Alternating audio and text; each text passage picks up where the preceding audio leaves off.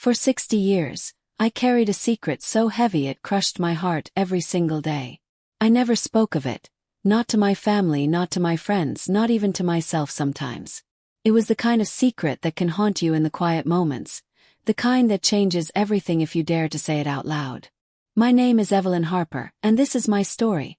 The story of the first baby I lost, the truth I hid away, and the fight I'm about to start to finally set things right. It was a cold autumn night in a small town just outside of Richmond, Virginia. I was just 19, married to my high school sweetheart, Jacob. We had dreams, simple dreams, of a happy family, a white picket fence, and a future full of hope. But life had other plans. That night something went terribly wrong. My baby, my very first child, was born silent, a fragile soul taken too soon. The doctors whispered words I couldn't understand, and my husband's face turned pale as he held my trembling hand. In the days that followed, I was told to grieve quietly. It's best for everyone, they said. My family wrapped themselves in silence, and my husband drifted away into his own pain. No one spoke of the baby. I buried my sorrow deep, pretending the loss never happened. But every lullaby I sang afterward, every rocking chair I passed, reminded me of the child I never got to hold. For decades I kept the secret locked away, fearing it would break the family apart.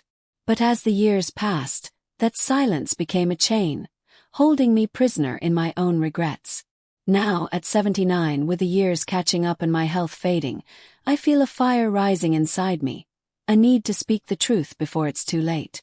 This grandma is ready to break her silence and fight for the baby I never got to raise. The letter came on an ordinary Tuesday afternoon, slipping through the mailbox like any other piece of mail. But the moment I saw my name written in unfamiliar handwriting, my heart skipped a beat. I didn't know what I was about to uncover, but I sensed my life was about to change forever.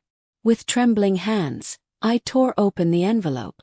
Inside was a single sheet of paper, yellowed with age, and a photograph, faded but unmistakable.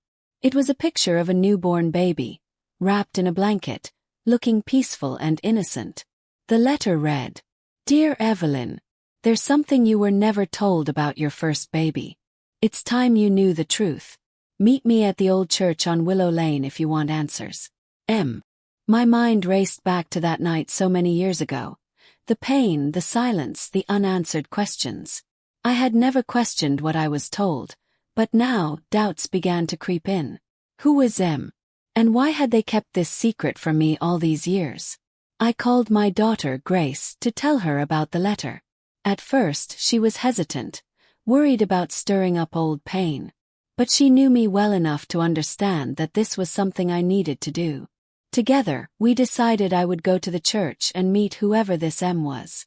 It was a risk, but I had to know. That evening, I arrived at the old church, its wooden doors creaking in the wind. Inside, a shadowy figure waited, a man in his 70s with kind eyes and a gentle smile. He introduced himself as Daniel, a friend of my late husband's family. He explained that long ago, circumstances had forced a painful choice, a decision made to protect me and the family, but one that had left me in the dark. Daniel revealed that my baby hadn't died that night, as I had been told. Instead, the child was quietly given up for adoption due to family pressures and fears about scandal. The news hit me like a thunderbolt. 60 years of grief, guilt, and silence, all based on a lie. I sat alone in my dimly lit living room, clutching the file Daniel had given me. My hands trembled as I sifted through yellowed papers, adoption records, and faded letters, proof that the baby I'd mourned for 60 years was alive somewhere out there. Hope and fear tangled inside me. Could I really find my child after all these years? What kind of life had they lived? Did they even want to meet me? For so long, I had buried my grief beneath silence and tears. Now, a small flame of hope sparked, fragile but fierce. I shared everything with Grace, my daughter, who stood by me like a rock.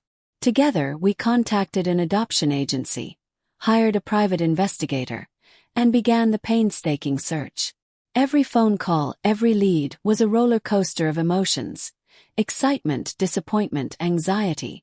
But the deeper we dug, the more complicated the truth became.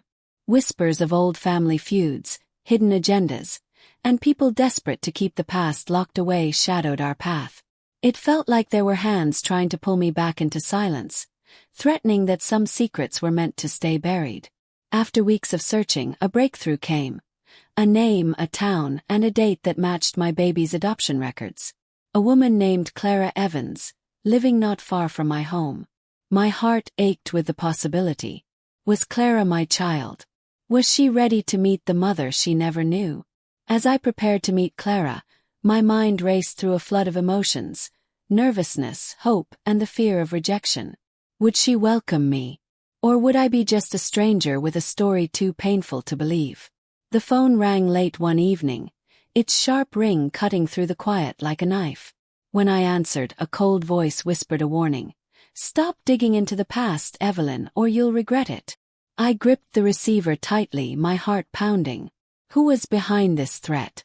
And why did they want me to bury the truth forever? Word of my search leaked out, and not everyone in my family was happy. Some thought I was stirring up old ghosts better left alone. My son Daniel warned me to stop. "Mom, this is dangerous. You don't know what you're getting into." But Grace stood firmly by my side, reminding me that this was about reclaiming my story, my child, and I couldn't back down now. As I faced opposition from both strangers and loved ones, painful memories surfaced. Moments of loss, regret, and betrayal. I remembered the nights I cried silently, wondering if I had failed as a mother. Now I was fighting not just for answers but for redemption. Ignoring the threats, I finally reached out to Clara Evans. The day we met was like something out of a dream. I saw her standing in a small cafe, eyes wide with cautious hope. We talked for hours, sharing stories, laughter, tears, and the years lost between us. Though decades apart, an undeniable bond connected us.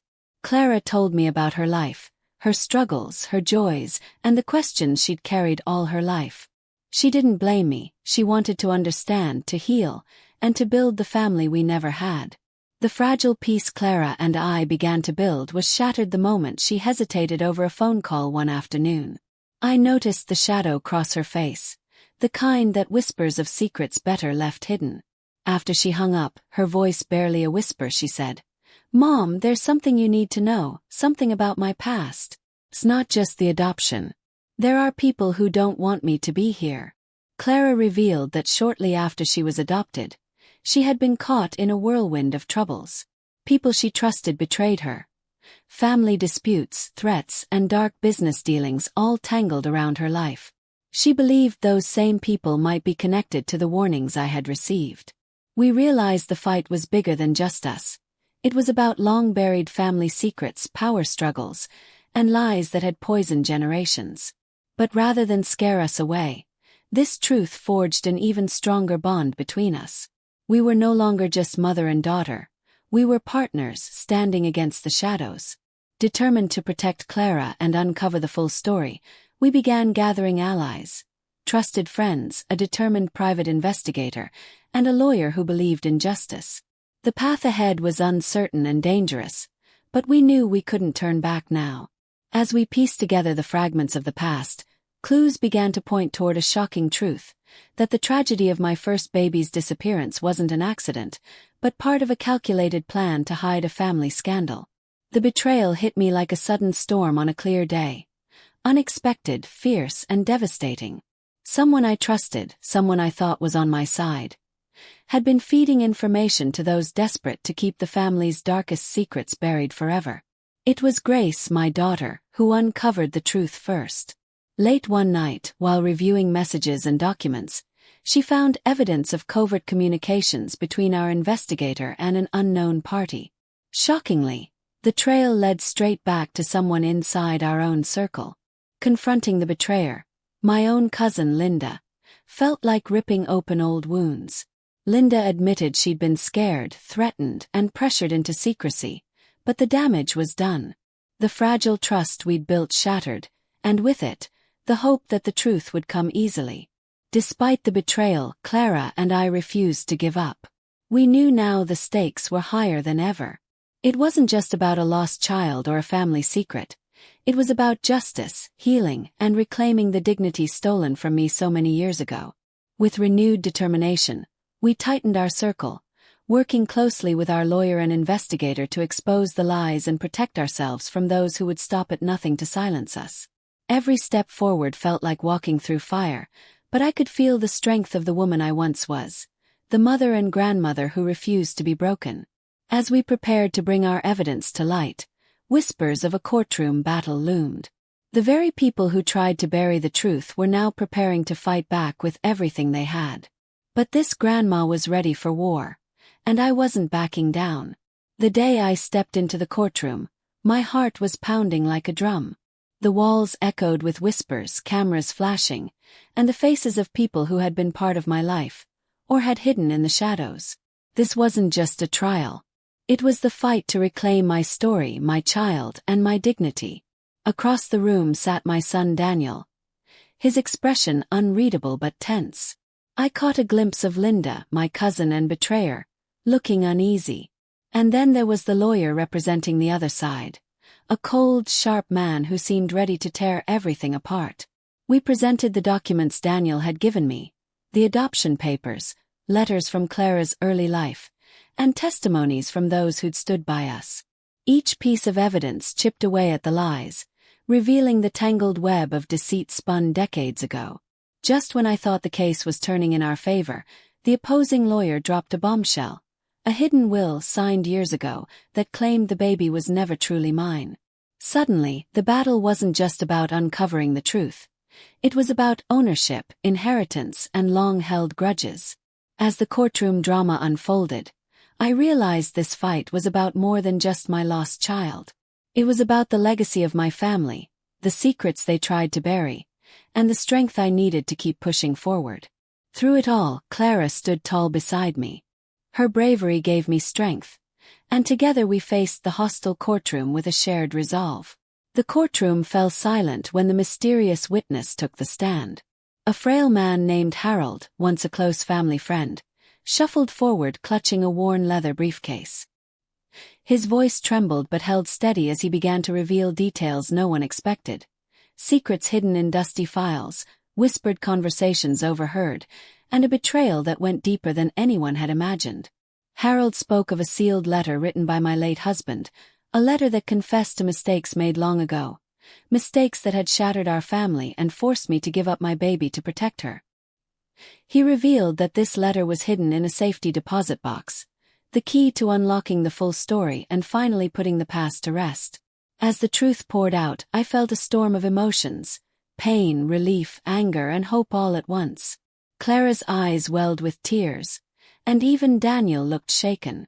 The walls we'd built around our family began to crumble, exposing the raw wounds beneath.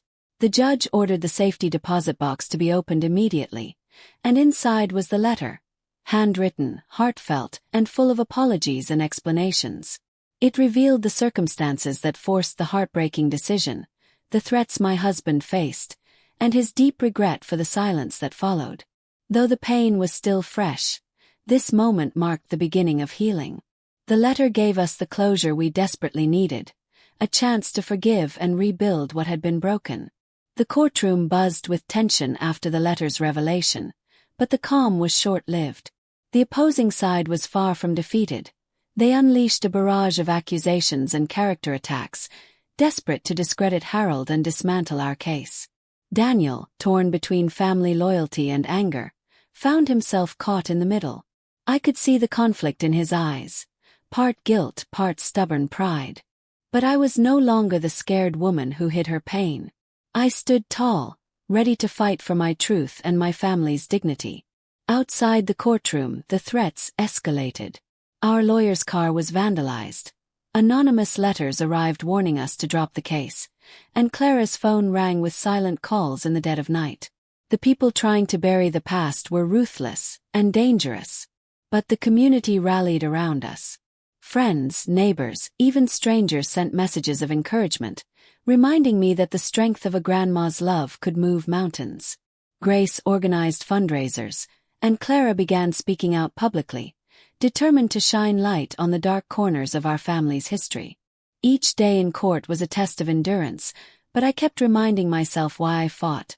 Not just for me, but for every mother and child who deserved to be heard. My comeback wasn't just personal. It was a message to the world. Never underestimate the power of a woman who refuses to be silenced.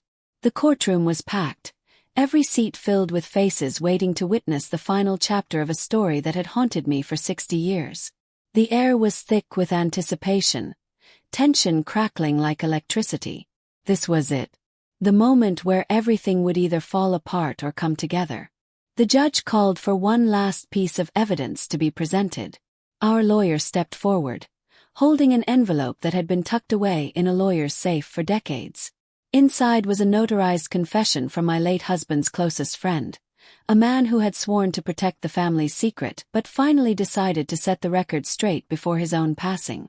The confession detailed the lengths they had gone to protect my baby, and the tragic choices that had forced me to give her up. It revealed the threats, the lies, and the sacrifices made to keep her safe from harm. More importantly, it confirmed that Clara was truly my daughter, all along. As the truth sank in, Clara and I embraced, our tears mixing with the cheers from those who had believed in us. Even Daniel, overwhelmed by the weight of the revelations, took my hand and whispered, "I'm sorry, Mom. I never knew." The judge ruled in our favor, ordering the family's secrets to be publicly acknowledged and the past wrongs to be righted.